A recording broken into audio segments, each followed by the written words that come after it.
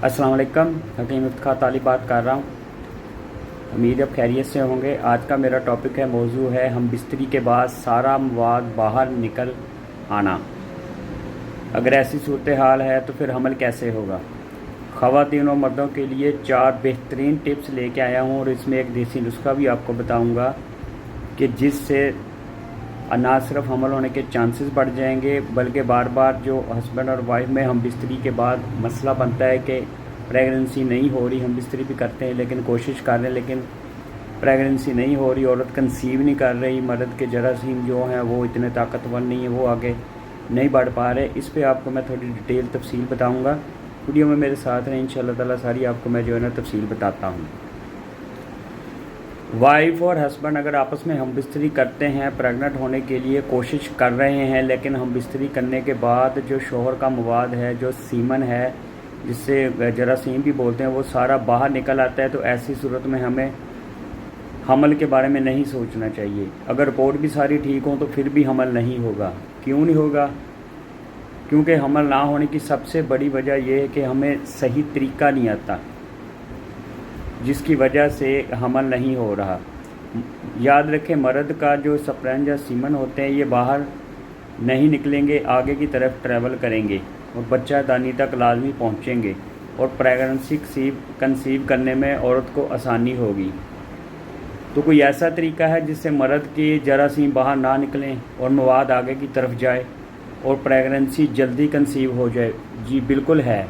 बहुत आसान और सिंपल तरीका है। आज मैं आपको इस पोस्ट में डिस्कस करूंगा, बताऊंगा कि आप कैसे जल्दी हमल कंसीव कर सकते हैं, हम बिस्तरी के वक्त मवाद भी बाहर ना निकले। इसके लिए ऐसा क्या किया जाए ताकि बच्चे दानी तक इसको पहुंचाया जा सके, स्पर्म्स को, और वहां से ये आगे चले जाएं ट्रैवल करते हुए और ट्यूब में पहुंच जाएं, वहां जाकर एग को फर्टिलाइज़ कर सकें और प्रेगनेंसी कंसीव हो जाए।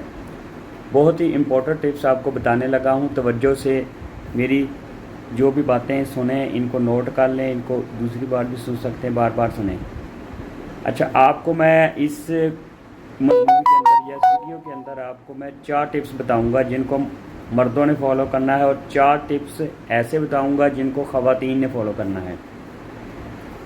हम बिस्तरी करते वक्त अगर आप इन टिप्स को फॉलो करेंगे तो मवाद बाहर भी नहीं निकले, जो काम के स्पर्म्स हैं वो भी आगे जाएंगे और हमल भी हो जाएगा और जल्दी ठहर जाएगा और इंशाअल्लाह ताला अल्लाह के हुक्म से ज़रूर ठहरेगा। सबसे पहले एक बात जान लें कि हम बिस्तरी करने के बाद जो मर्द का मवाद सीमन है वो बाहर निकल आता है, क्या इसमें कोई परेशानी की बात है? क्या इससे वाकई हमल नहीं होगा?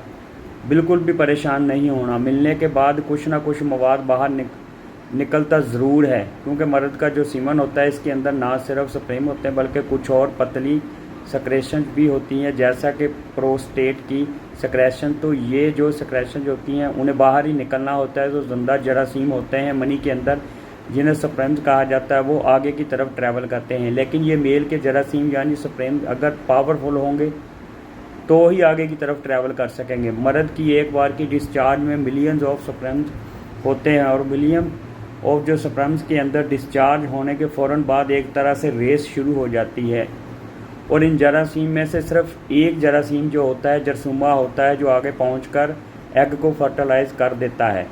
इसके बाद जब एग फर्टिलाइज़ हो जाता है तो बाकी के स्पर्म आगे की तरफ नहीं पहुंच पाते। जो काम के जरासीम हैं वो आगे की तरफ ट्रैवल करते हैं, जो फालतू मवाद है वो बाहर निकल आता है। हम बिस्तरी के वक्त 4 टिप्स को फॉलो करना है ख़वातीन ने और 4 टिप्स पर अमल करना है मर्दों ने, जिससे प्रेगनेंसी जल्दी कंसीव हो जाएगी। टिप नंबर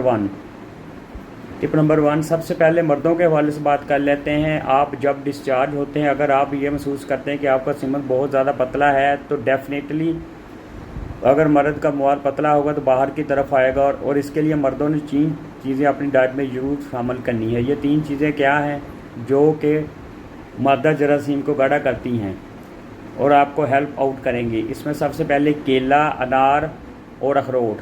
तो केला, अनार, अखरोट को अपनी डाइट के अंदर शामिल कीजिए। और एक चौथी चीज़ जो बहुत ही कारआमद एक हर्ब होता है जिससे इश्वागंधा कहते हैं, आप इस जड़ी बूटी को ले लें, इसका पाउडर बना के रख लें और इस आध चम्मच डली को आप मतलब 4 से 5 ग्राम डेली इस्तेमाल कर सकते हैं रात को दूध के साथ।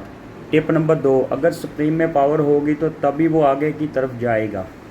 اگر اس کا مطلب جب آپ سیمنز انالیسس کی رپورٹ کرواتے ہیں یا جراثیم کی رپورٹ کرواتے ہیں، اس میں 2 چیزیں آپ کو لکھی ہوئی ملتی ہیں جو رپورٹ میں واضح ہوتی ہیں۔ اس میں سب سے پہلی ہوتی ہے سپریم کاؤنٹ، دوسری ہوتی ہے سپریم موٹیلٹی، یعنی کہ آپ کی ایکٹیو موٹیلٹی کتنی ہے۔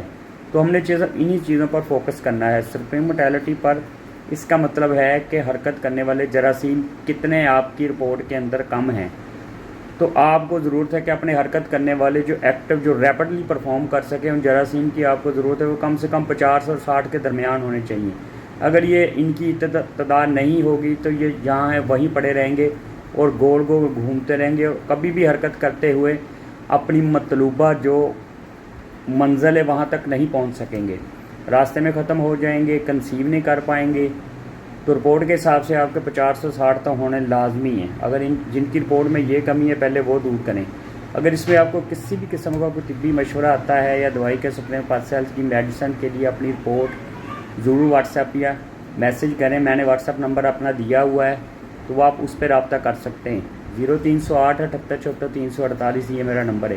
اگر خود بنانا چاہیں تو اجزاء نیچے دیے گئے ہیں، اور کوشش کر کے خاص اور اچھی کوالٹی کی چیزیں پنساری سے لے کر بنائیں، چاہے مہنگی ہی کیوں نہ ہو ملے، مگر بہتر ہے وہی ہو جو آپ اپنی ہسٹری اور مزاج کی تشخیص کے اکارڈنگ لیں، اور اپنی رپورٹ کی تفصیلات کو بھی مد نظر رکھیں۔ نسخے کے اجزاء جو ہیں وہ مندرجہ ذیل ہیں۔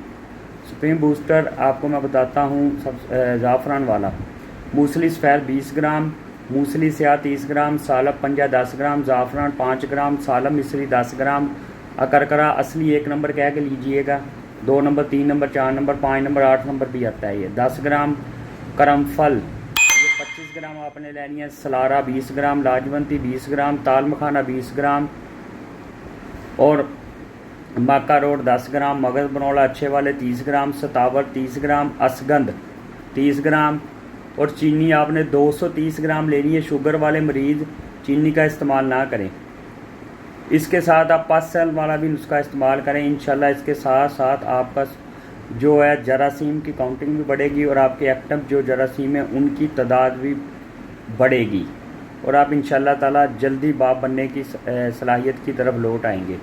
لیکن ایک بات یاد رکھیں کہ تمام جڑی بوٹیوں کا خالص اور 1 نمبر ہونا لازمی ہے۔ تمام جڑی بوٹیوں کو لے کر اچھی طرح صفائی کر لیں، ان کو ہاون دستے کے اندر کوٹ کر ایک شیشے کے جار میں محفوظ کر لیں۔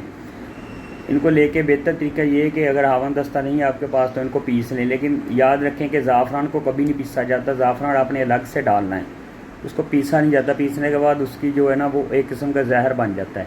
روزانہ صبح و شام کھانے سے 1 گھنٹے بعد چائے والا چمچ کا چوتھا حصہ، چائے والے چمچ کے چوتھے حصے سے مراد ہے کہ 2 گرام نیم گرم دودھ یا پانی کے ساتھ استعمال کریں، اور اگر ساگو دانہ بنا کر اس کے ساتھ استعمال کر سکتے ہیں تو پھر تو یہ بیسٹ ہے، بہترین ہے۔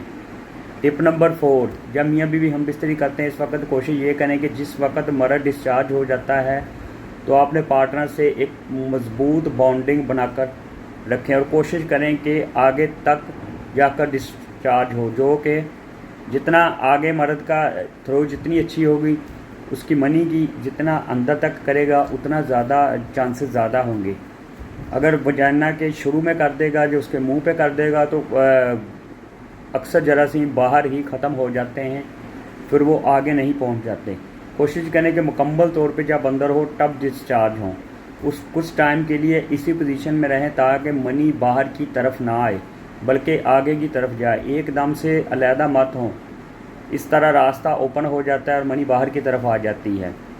نمبر 4 ٹپ بہت ہی امپورٹنٹ ہے، جب میاں بیوی ہم بستری کریں 1 دن چھوڑ کر کریں تو کم سے کم 3 سے 4 دن کا گیپ رکھیں، اس سے آپ کا جو سپرم کاؤنٹ وہ بھی اچھا ہوگا، موٹیلٹی بھی زیادہ ہوگی اور مواد بھی ٹھیک ہوگا اور باہر بھی کم نکلے گا۔ اب بات کر لیتے ہیں خواتین کی، لیکن اس ویڈیو میں ممکن نہیں ہے، انشاءاللہ تعالی اگلی ویڈیو میں اس پہ بناؤں گا، یہ پارٹ 1 ہے، پارٹ 2 آپ کو اس کا انشاءاللہ جلد بنا کے دوں گا۔ تو آج تک کے لیے اتنا ہی، ویڈیو پسند کرنے کا شکریہ، اللہ تعالیٰ آپ کو صحت تندرستی